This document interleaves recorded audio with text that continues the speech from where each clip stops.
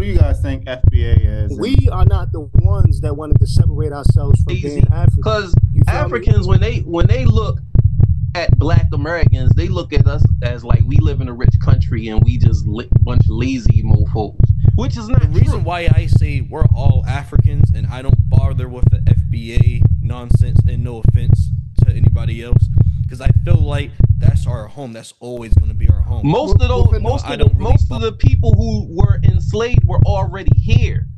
I know that shit. I know that shit. What I call it? The volcano from out of Iceland, they come to take over the rap game like the white man.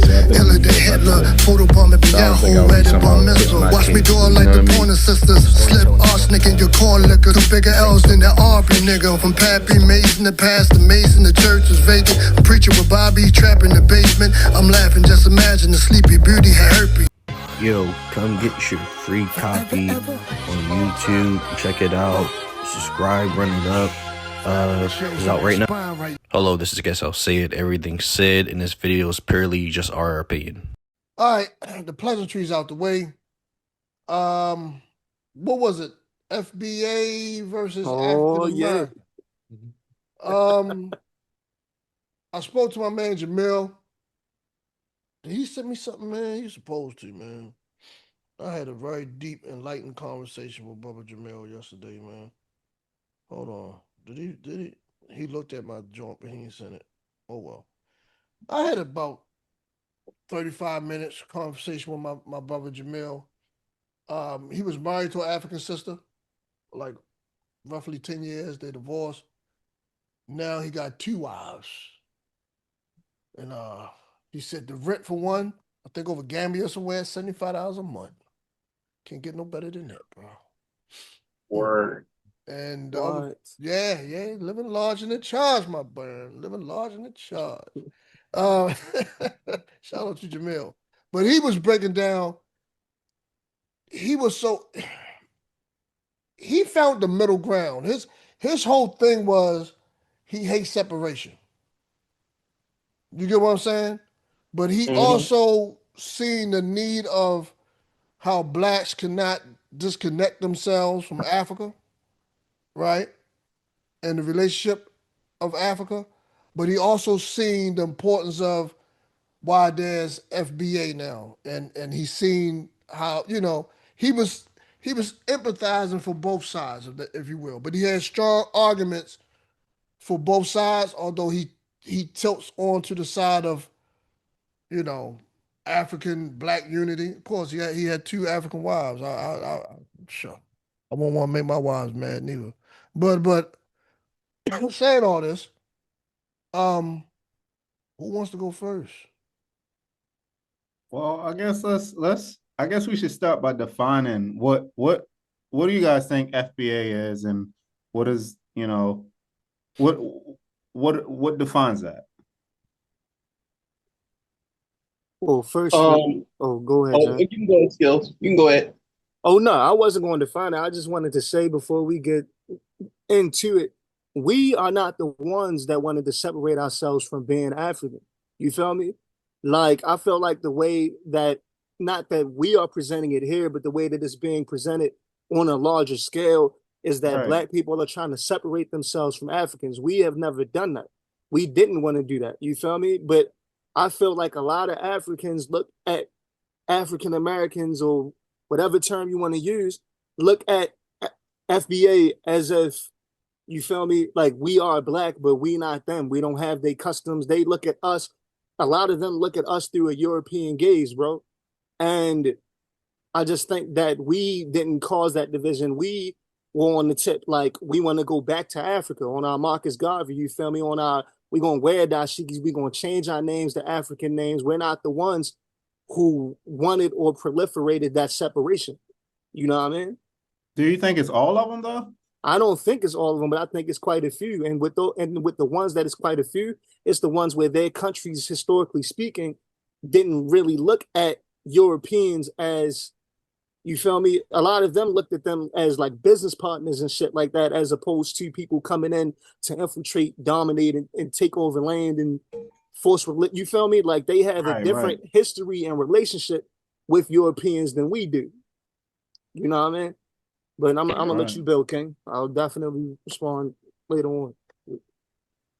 Um, Real second, not to cut your wisdom. That was a very strong introduction to skills. Let you know it's very strong. Appreciate it. yeah, the way I mean, I understand, like, I guess from my perspective, I see where both terms or why these lineages kind of like evolved, like in the purpose of them.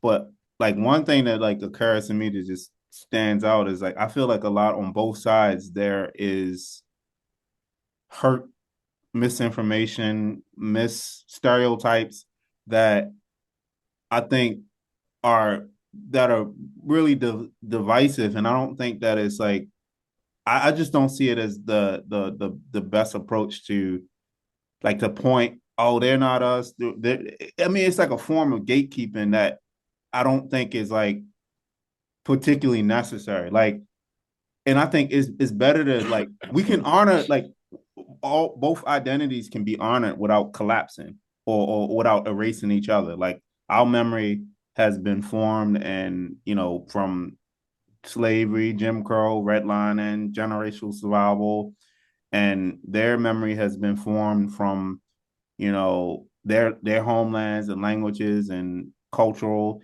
and we both have different ways of knowing and understanding each other, and we are, from my point of view, we're all subject to the same disease, which is racism. And I think like colonialism, racism has miseducated a lot of us and divided a lot of us. And I mean, you look at like some of the like, I mean, just theories, like just look at all of the theories, like even like before slavery and after slavery. I mean, I'm sure a lot of you guys have heard of like the Hermetic curse or polygenesis or climate The theory. Hermetic hypothesis. Yeah, hypersexuality theory and all of these different things that have been used to justify the subjugation and exploitation of blacks across the continent. And so I think it takes a form like like we should be trying to build bridges, like not so much like like we should be building bridges to bridge that divide, because I think politically, not politically, strategically, it's not good. Like what happens here in America affects what happens overseas, and what happens in overseas affects what happens here. And it's not good from my point of view to isolate yourself, to say, to gatekeep and say, oh no, y'all not one of us or this. And I know it's hurt. Like I'd have heard on both sides. Like when I was in school, I don't know if you guys heard this, but like when I was in school, we would tease African kids about being African booty scratchers and stuff like that, and that can internalize like yeah, that's our culture cracking on each other, but because it's not their culture, because they come from a different form, that could be seen as like malicious. You know what I mean? And the same thing, there's things that they have internalized about us through their colonial education. Right. And I don't, you know, I'm gonna let you finish, and I agree with you. Like I've definitely heard that term before, and I feel like that's a crass term. You feel me?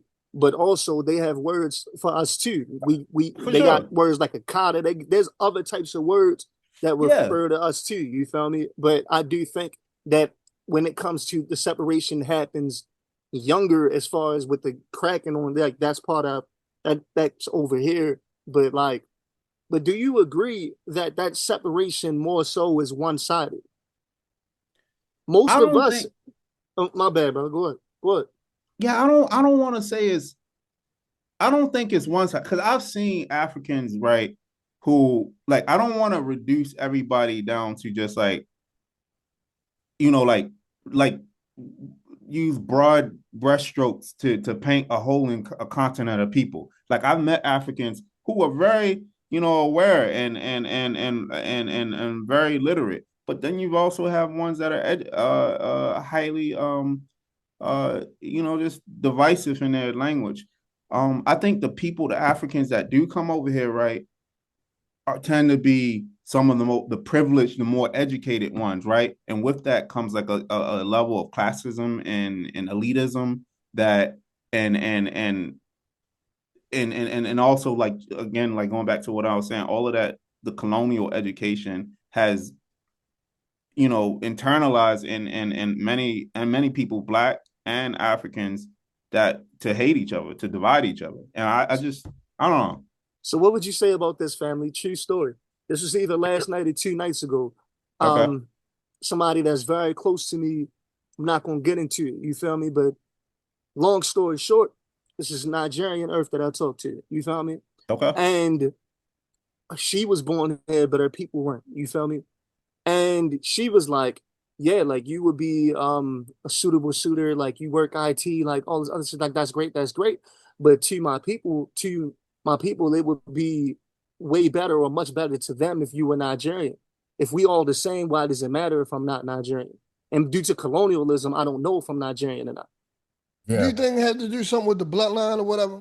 I don't know. But I'm saying though, That's just ignorant though. Like, I don't even think that person, but like, that shit point of happens. view. Yeah, I encountered the same. That's a very real thing. That shit but happens, bro. that's like a form of tribalism. I don't think that's like a. That's what it is. And here's the thing: they don't know. All right, At FBAs, I think that could go for anybody in the rest of the continent of Africa. But family, but here's what I'm saying. My people you got kidnapped.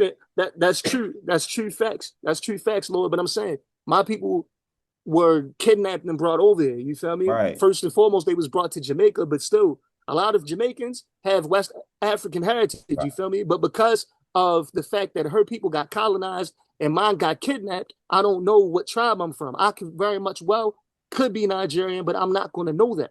Right. You feel me? So, but it's like if we all Black, which we are all Black, and most Black people that I know are all of the mindset that we are all Black. I've never seen a Black person or a Black family say that person would be a great addition to our family and is the right person for you. They would be much better if they was fully Black. How am I not fully Black? You get what I'm saying? Yeah. I mean, if I know we're going down a rabbit hole. If you're judging by, if you're judging by DNA, and I know that, okay, I know I'm stretching it. Like they can't look inside your damn DNA and say, oh, you 2% Russian and 3%, 25% Nigerian. I know they can't do that. You get what I'm saying? But how they look at it, and I'm just assuming how they look at it, tribal pride. I'm not saying it's right, but they looking at it like we prefer you to marry a Nigerian man, keep the bloodline going. It's almost like, and I want to liken us to animals or dogs, but it's like if you ever been around people who train pit bulls or breed pit bulls or Rockwellers, right? They're only going to breed with a certain breed because they don't want to go outside that breed unless that breed outside is going to make that breed stronger. You get what I'm saying? So I don't think it's more like singling you out, like, oh, you African American. I'm not taking it personal like it's something against me, but I'm just saying I've never heard a Black person, if they brought an African person home, it wasn't like the other Black people in their family was like, oh, they not Black enough, or I wish you had an American Black woman instead of an African Black woman. I feel like we have an innate understanding that we are all Black, just they know their last names and we don't. Well, fam, I'd have heard Black people say, just holding us accountable. I'd have heard Black people say things that are divisive, that are hurtful, that are to Africans, and vice versa. I think it's hurt on both sides. You know what I mean? I don't think it's like one of those things where, and I think for this discussion, like for us to heal that fracture, we all gotta recognize that it is hurt on both sides. There's anti-Blackness on both sides. There's displacement on both sides, so on and so forth. And we should be building bridges to so that because look, at the end of the day, right?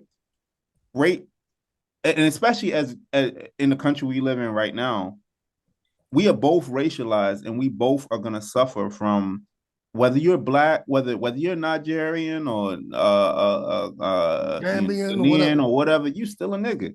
At the end of the day, when a white person sees you, when if you're working in a corporate office, all they see is first your skin color. They don't care about your tribal orientation or your cultural orientation or so on and so forth.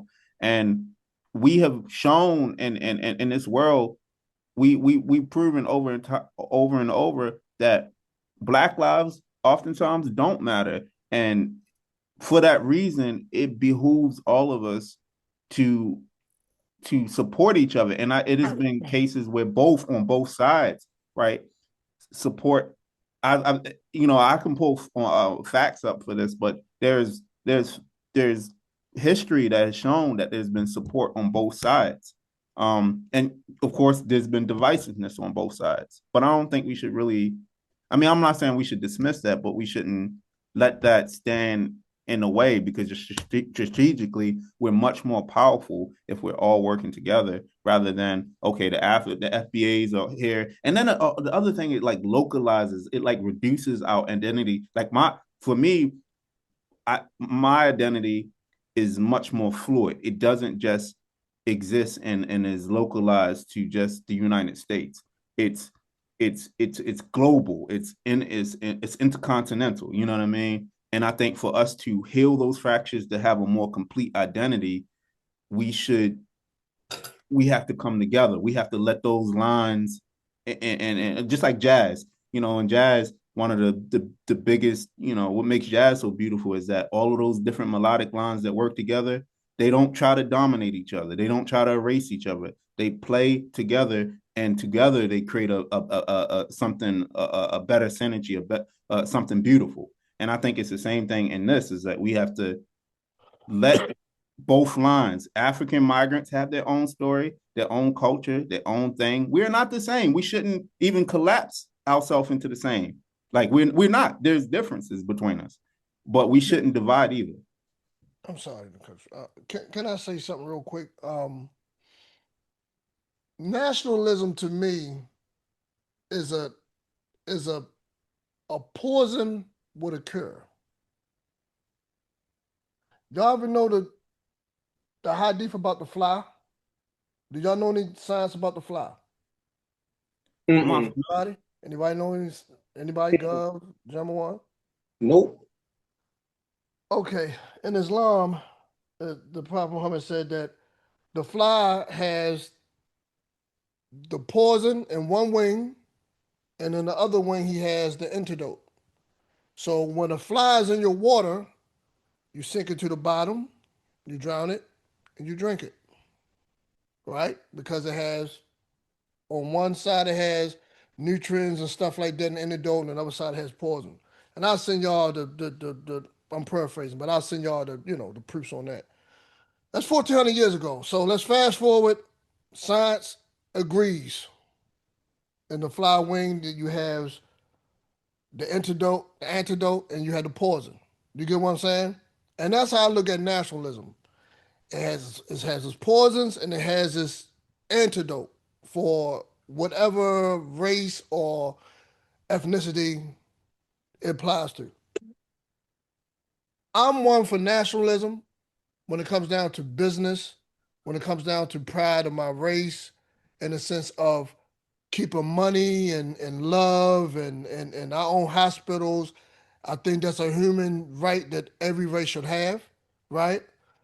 The poison of it is when I believe that my race is in superior and yours is inferior, and I'm using skin tone as a catalyst for it.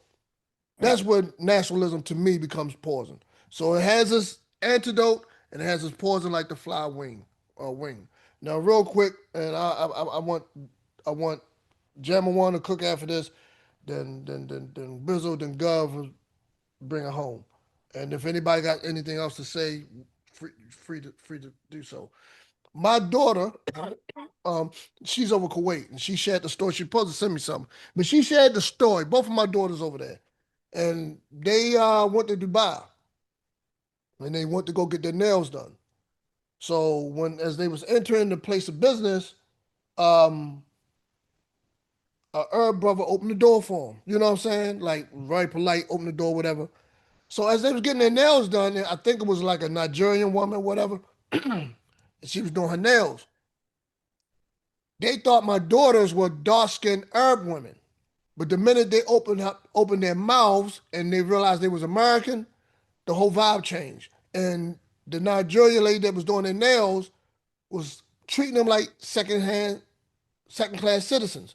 And it got so awkward that the oldest of the two said, "Come on, let's get up and let's go. Hey, the lady, let's leave." You get what I'm saying? And my daughter, she was like, and she sees how the Africans look like, they put the Arabs in this high esteem and the African Americans like this. Like, you ain't even supposed to be over here. You know what I'm saying? So I just wanted to relay this story though. But Jam, what's your take on it? All right. Well, very simple. I always thought this way. I think that FBA, foundational Black Americans, need to get their house in order before you talk about doing any kind of collaborations with anybody else. I mean, you can do a little something here or there, but if our house is not in order, then what could we do for anybody else? You know what I'm saying? We're gonna keep falling on our faces. That's the main thing. That's the main issue with Black Americans. Like we just all over the place with it. We have no organization. The Black American needs organization, or else people gonna constantly take from us. They're gonna constantly make fun of us. Talk the call you lazy. Cause Africans, when they look at Black Americans, they look at us as like we live in a rich country and we just bunch of lazy mofos, which is not true. You know what I'm saying? That's just what they get. They have that propaganda, and it kind of like messes up their whole situation towards us. Now, we two different nations. You know what I'm saying? Me personally, I have no connection with Africa whatsoever, and I don't really care to have a connection with Africa. This is my home right here, and I want to see my people get it together right here. I want to see us build up in this country before we could even begin to consider working with other people. I mean, you could do a little something. Like I said, you could do a little something here and there. It's cool. You want to go over there to visit, you want to network over there. That's cool. But you always got to have your house in order. Your house have to be in order. You got to have a strong foundation in your house. That's all I got to say. Okay. Can I respond to one thing, bro? Yeah. Like, I want to mention one thing is like we have like just like the whole idea that we got to have our house in order to support someone. I agree that we can't pour from an empty glass, but historically, right, like from a social justice movement, right, in the 60s and so on and so forth, right, in the 50s when the civil rights were going on, many African politicians and American politicians like MLK and Kwame Nkrumah, I think I'm saying that word, his name right, traded strategies to support each other, right? So and on campus, on our HBCUs and so on and so forth, oftentimes, and if you could just look at like any protest nowadays, you'll see Africans who are protesting side by side. They are the most likely to protest side by side before another person, before another race. So they have been there, and in our classrooms, they're also there. You know what I mean? So it's not. I don't know. That's my only remark on that. That's what I was saying. I was saying, we need to get our house in order, but I wasn't saying. I also said it's okay to do a little collaboration with outsiders here and there, But you can only do so much when your stuff ain't in order. That's all. I'm gonna Right. just say this. I don't mean to cut you off. I'm gonna let you finish, bro. But as far as the whole protesting thing, I agree with you. They are more likely to protest, but you got to think we've been protesting for a while long, bro. Protesting without a plan after is like prayer without action, bro. You get what I'm trying to say?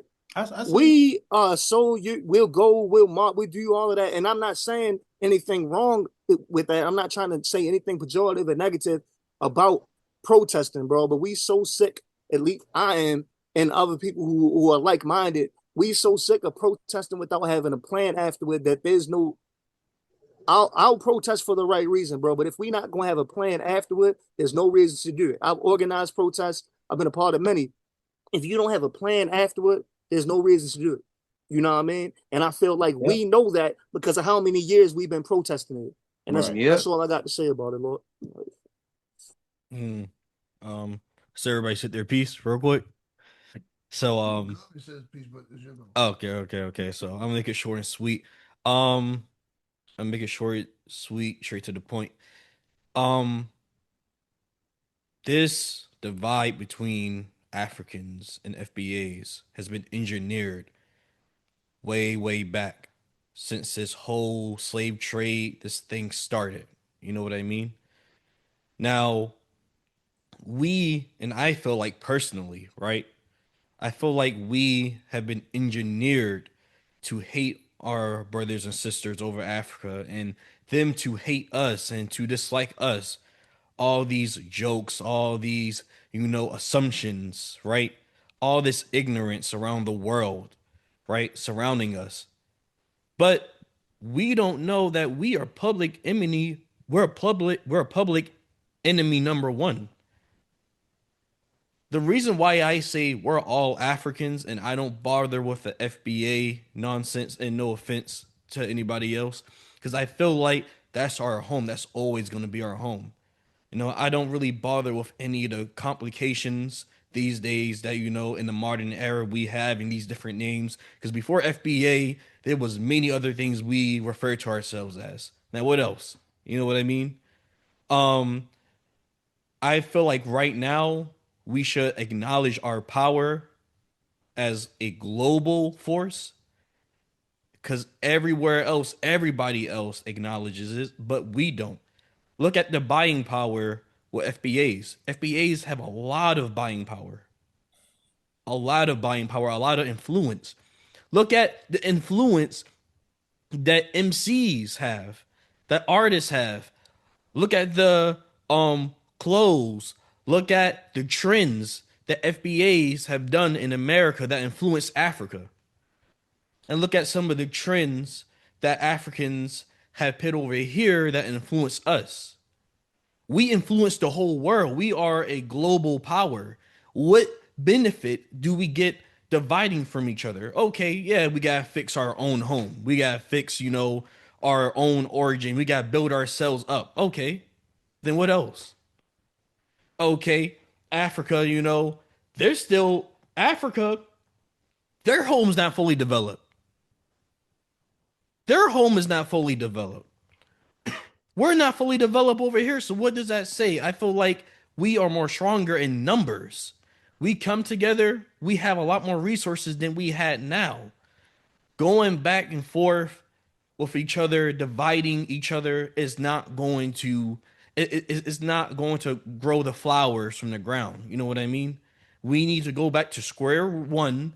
We need to stop worrying about the minority because that's what they are, a minority online, a minority in real life that have these petty disagreements and stop basing our hate, stop basing our opinions off of these petty disagreements, off of these minorities, because we are no better than the colonizers. This hate was engineered.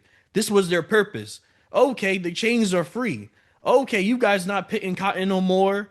All this horrendous stuff is that happening to you. But guess what? We're going to stick something on you, on your people, that's going to last for generations.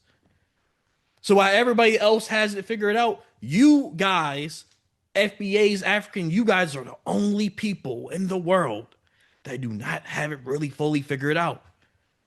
when the answer is right in front of our face. So you're saying like a Willie Lynch type of theory globally? Yeah, 100%. I feel like us, when we come and we unify, we put all the BS to the side. We say we have minds like skills. We have minds like my cousin Ty Lee.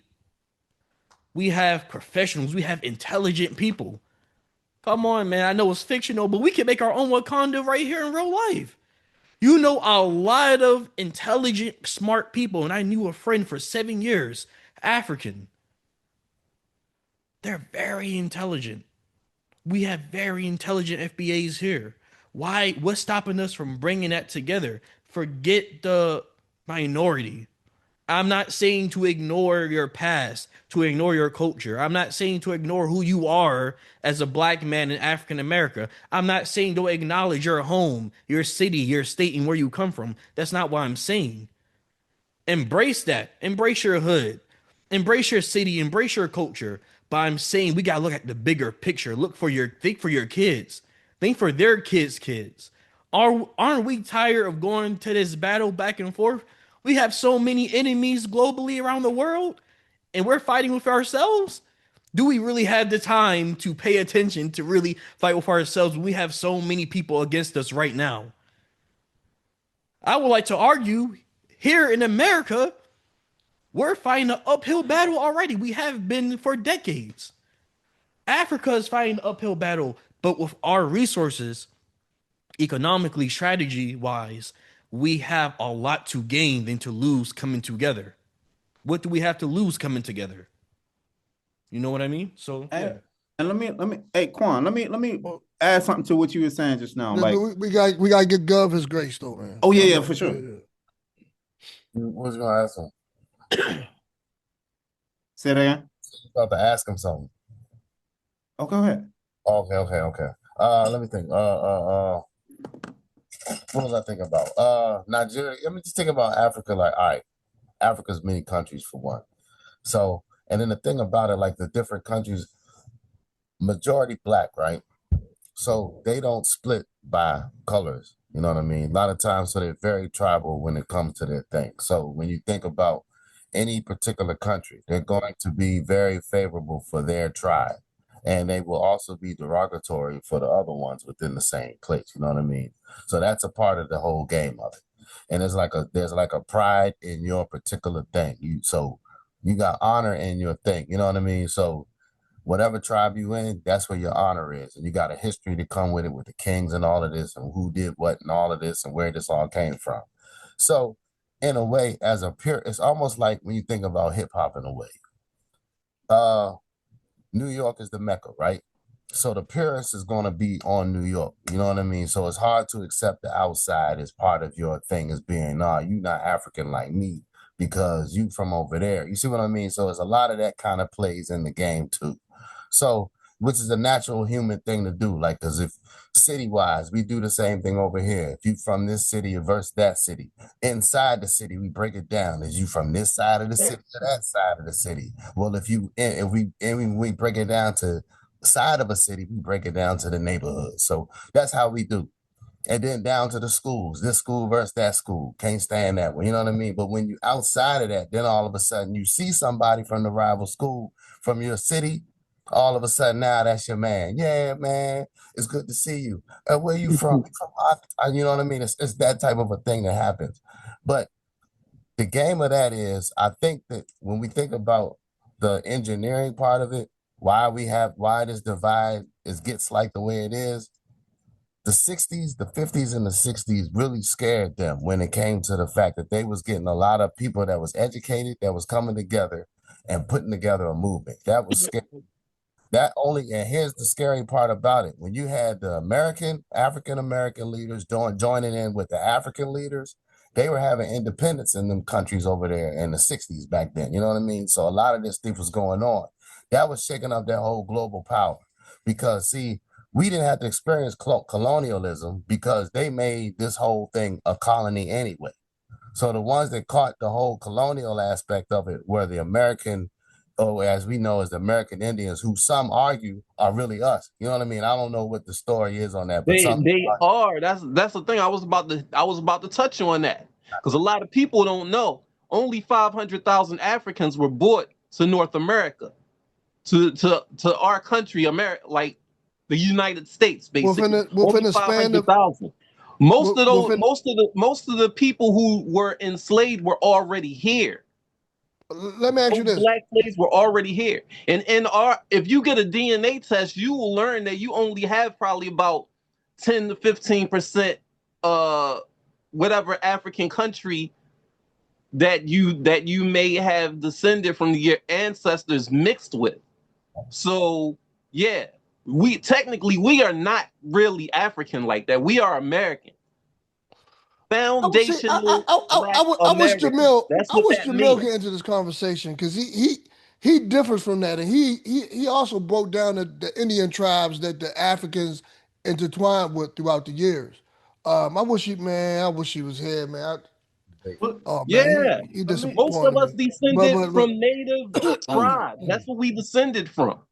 yeah, Most of us. I, I have yeah, no doubt that That's why you see the shapes of our noses and our tone. We have a reddish brown tone. you know what? Most of us here in America, we are descendants of Native Americans with a little bit of African mixed in it.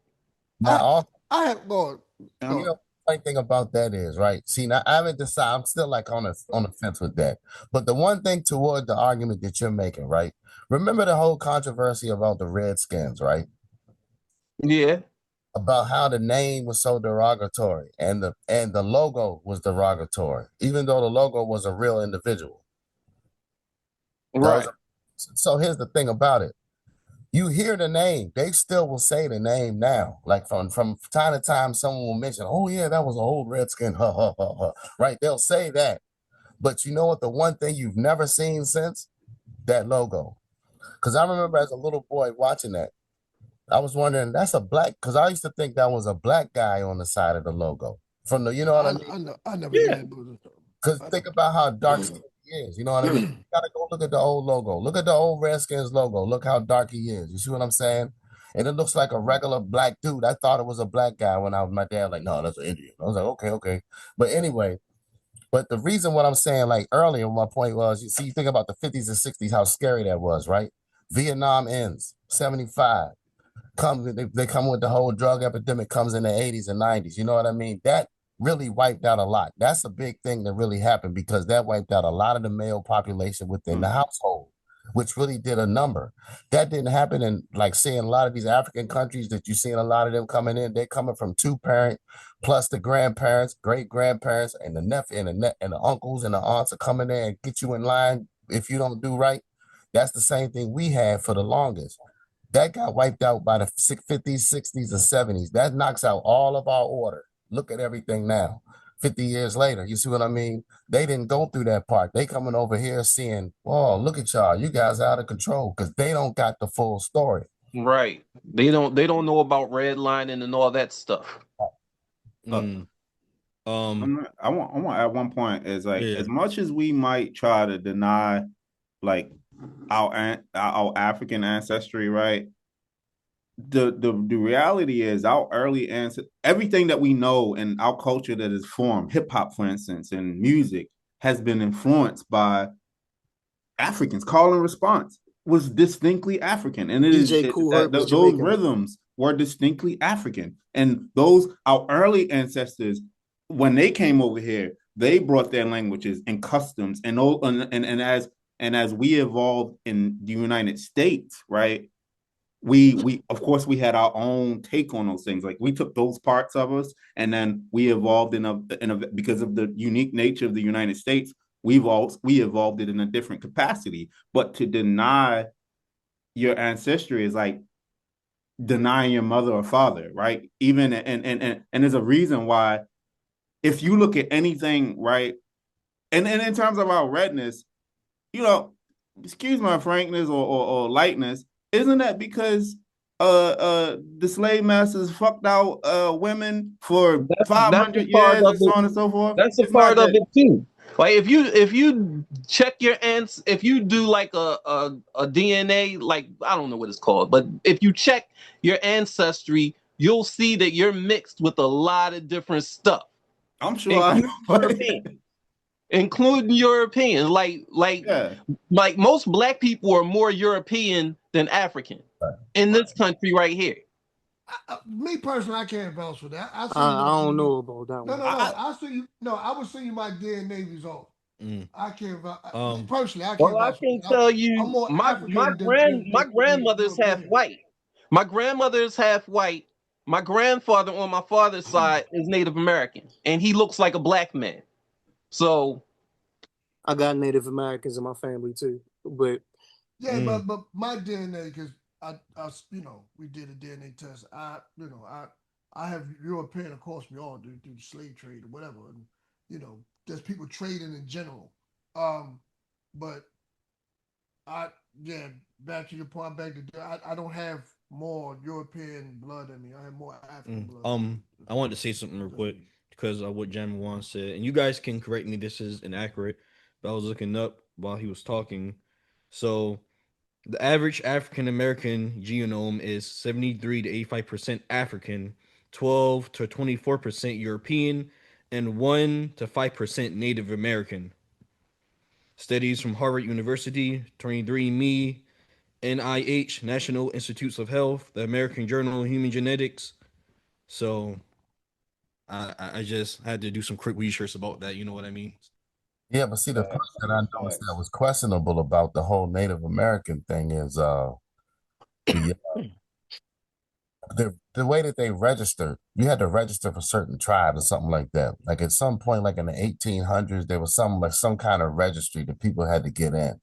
And when you look at the pictures of the modern day versus those days, it's vastly different. So that's why I kind of wondered, what do they call like the current classification of Native American? Is that the real classification of Native? man, that's propaganda. If you ask me, I think it's propaganda. Because I agree with what Enlighten you're me. saying. Like, how did they classify the Native Americans? Yeah, because I think they Like, had a lot of people. what do you mean one? What do you mean 1%? You know what I'm saying? This is a whole country of people that been here before everybody else came here. Sounds like propaganda to me, but I mean, it is what it is. I'd also like to say I agree with Tyler about how call and response may come from Africa, but we can't say hip hop come from Africa. You feel me? Like Nah. you know what I mean? Like we talked about this last time. Hip hop comes from Jamaica. It's a mixture of Jamaican culture and FBA culture.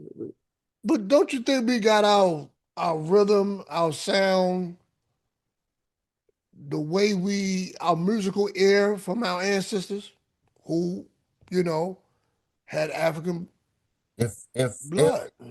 give them the credit for that, then they would have also had something over there. Old Negro spirituals. It's just like real I quick, mean, rapping gospel come from the music. sound classes. Like gospel music. Take gospel music for instance, right? If we could make an argument, well, gospel music came from African Americans, right? But where's the origin of gospel music that we know of? Mm. Old Negro spirituals. It come from slaves, you know, singing a Yeah. song or singing in code, you know what I'm saying, away from their white oppressors. So, and these people were African. So all I'm saying is, yes, the idea of hip hop came from an African American and a Jamaican, but the influences and came throughout a lineage of time that traces back to Africa. Yeah, I also want to say something, guys. And one more thing too, because about the whole, because I didn't get the chance to circle back on it last week, but it's a little something I want to read. Hip hop did not appear out of nowhere, and the Bronx is a modern continuation of African musical traditions carried by the descendants of enslaved Africans. Everything from the rhythm, the flow, the storytelling, and even the instruments used in early Black American music roots has in West and Central Africa. African music is built on polyrhythms, multiple rhythms layered at once. This exact the rhythmic structure shows and break beats, drum loops, call and response chants. Hip hop drum heavy beats come straight from African rhythmic culture, especially from the Wolof, Yoruba, and Igbo, Akan, and Congo people. So this is one of the things I wanted to, sorry if my reading wasn't so accurate. Well, saying all that, I